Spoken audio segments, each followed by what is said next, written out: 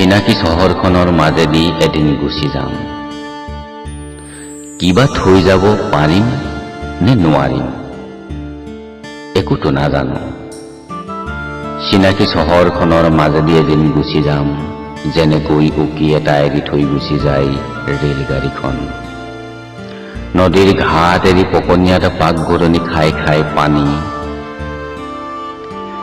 এই চহৰে মোৰ কথা আৰু কব নে নকব?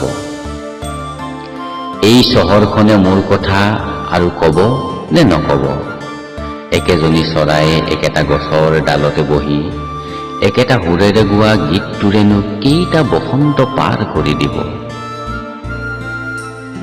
এই চহৰ এৰি মই গুচি যোৱাৰ পাছত,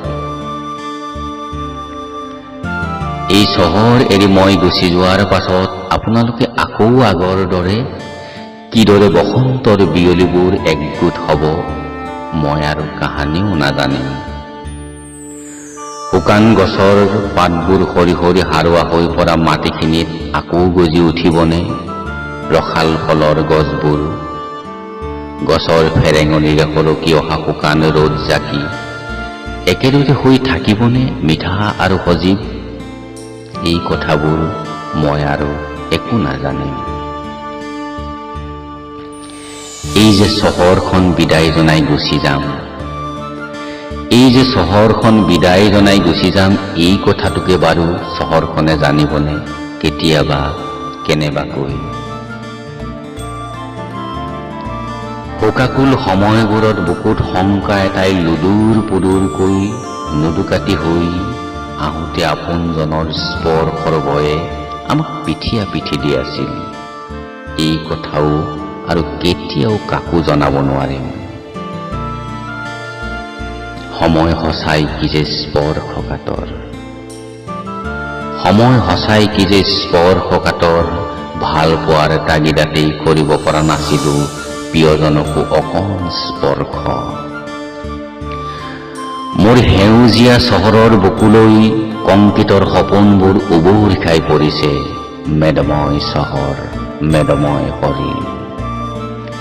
শীতৰ কোমল পুৱাবোৰত চহৰৰ মাজমজিয়াৰ বাট পথবোৰলৈ আকৌ যৌৱন উভতি আহিছে।